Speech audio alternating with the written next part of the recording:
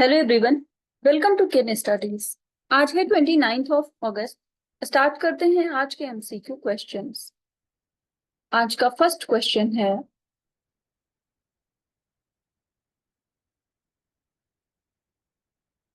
which of the following statements is are correct about global plan launched by WHO to combat mpox outbreak।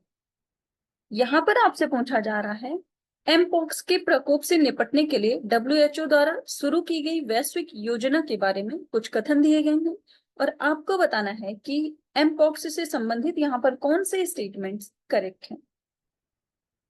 So first statement है, this plan aims to curtail human to human transmission of mpox. And second, the प्लान will start from September 2024 to February 2025।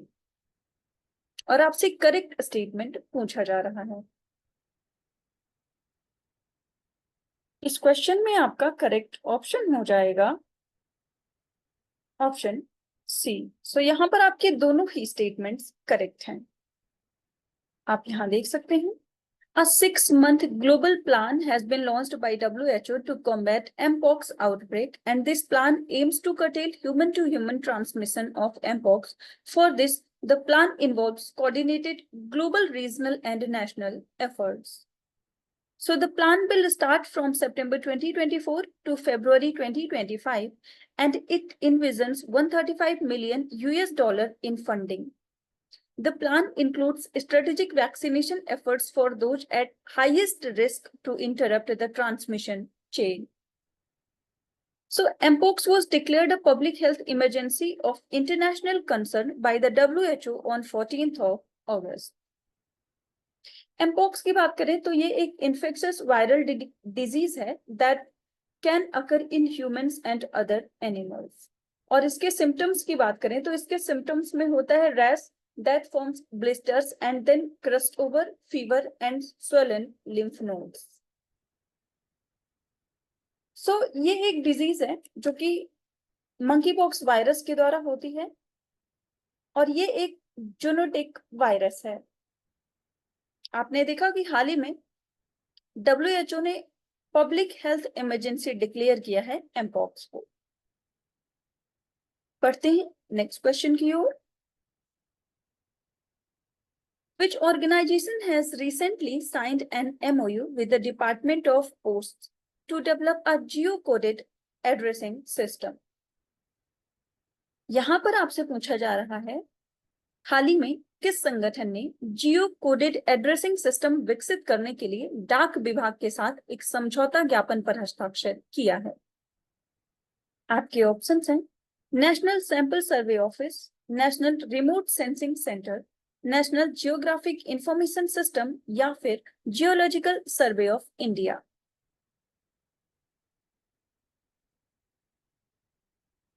और इस question में आपका correct option हो जाएगा option B. सो जो डाक विभाग है उसके साथ ये समझौता किया है नेशनल रिमोट सेंसिंग सेंटर ने।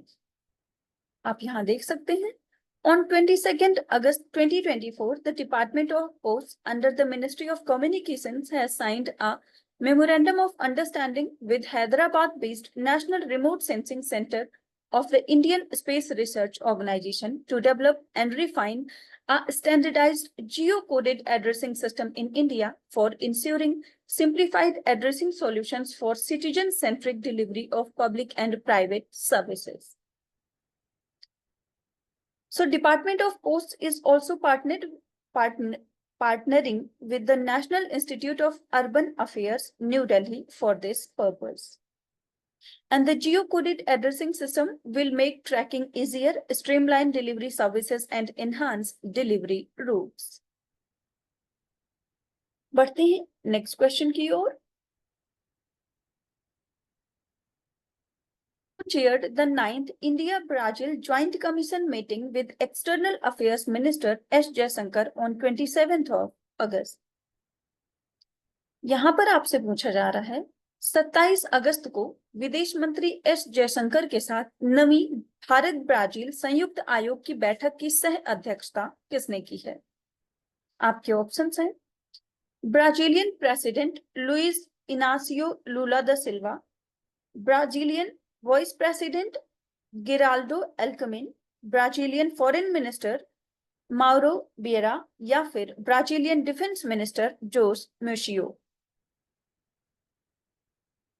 आपको बताना है जो 9th India Brazil joint commission meeting हुई है, इसमें सह अध्यक्षता किसने की है?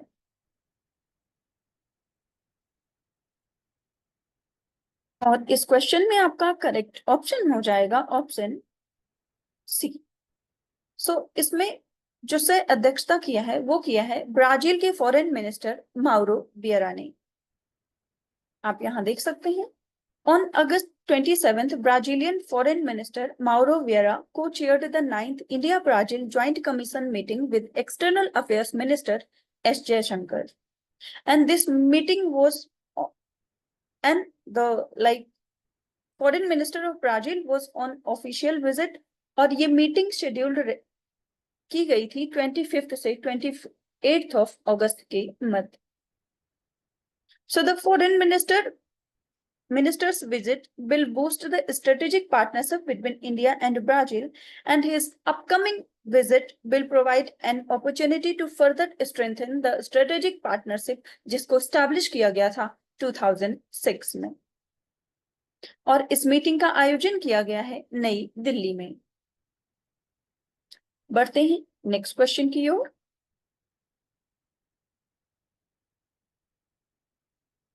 Consider the following statements with reference to the Poshan 2.0 scheme. यहाँ पर पोषण 2.0 योजना से संबंधित कुछ कथन दिए गए हैं जिन पर आपको विचार करना है।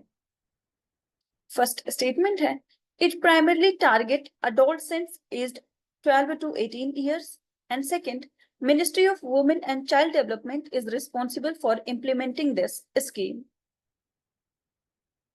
और आपसे करेक्ट स्टेटमेंट पूछा जा रहा है, आपको बताना है पोषण 2.0 स्कीम से संबंधित यहाँ पर कौन से स्टेटमेंट्स करेक्ट हैं। इस क्वेश्चन में आपका करेक्ट ऑप्शन हो जाएगा ऑप्शन बी। यहाँ पर केवल सेकंड स्टेटमेंट आपका करेक्ट है जबकि फर्स्ट इनकरेक्ट है, आप यहाँ देख सकते हैं। In the 2024-25 budget, there has been a 3% increase in the Ministry of Women and Child Development's budget for the Integrated Child Care and Nutrition Program, जिनमें शामिल है सक्षम आंगनवाड़ी and पोषण 2.0 scheme.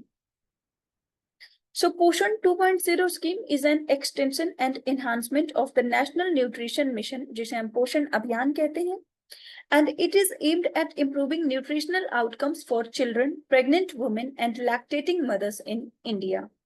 और इसको लॉन्च किया गया है by the Ministry of Women and Child Development. So it targets key areas such as improving maternal and child health, reducing malnutrition, and promoting better dietary practices. And children under 6 years, pregnant women, and lactating mothers are the target for nutritional support. बढ़ते हैं next question की ओर। Which of the following organization have released the report Future of Care Economy? यहां पर आपसे पूछा जा रहा है निम्नलिखित में से किस संगठन ने future of care economy report जारी किया है?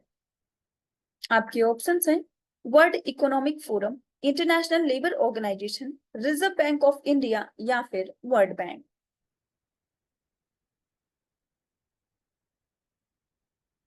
और इस क्वेश्चन में आपका करेक्ट ऑप्शन हो जाएगा option A.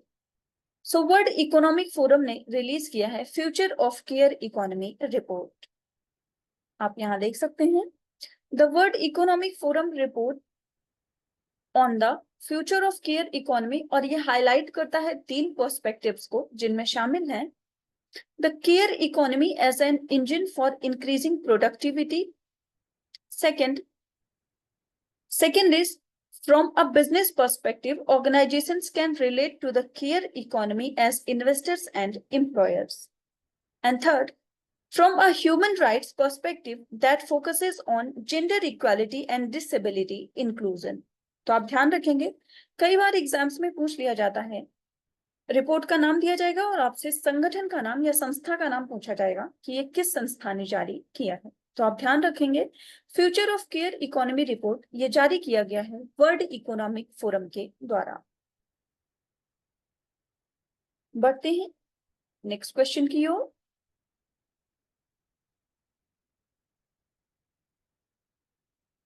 Virupaks's temple recently seen in the news is located in which state?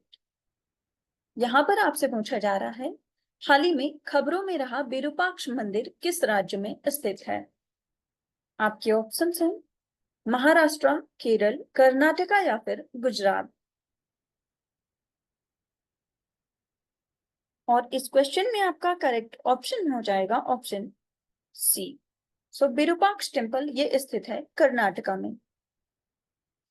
आप यहां देख सकते हैं, The Virupaksha temple in Hampi, Karnataka made news after the collapse of a temple pavilion during heavy rain in 2024. Concerns have been raised about the conservation of this UNESCO World Heritage Site. So this temple is dedicated to Lord Virupaksha, a form of Lord Shiva, and it is located in Hampi, Vijayanagar district of Karnataka. और इसको UNESCO के द्वारा world heritage site declare किया गया है since 1986. So the temple has been in continuous use since the 7th century AD, making it one of the India's oldest functioning temples. And it was expanded during the Vijayanagar, Chalukya and Hoysala periods. तो आप ध्यान रखेंगे, Virupaksha temple स्थित है कर्नाटका में और इसको UNESCO world heritage site declare किया गया था 1986 में। सो आज के करंट अफेयर सेशन में इतना ही। Thank you for watching. Do like, share and subscribe.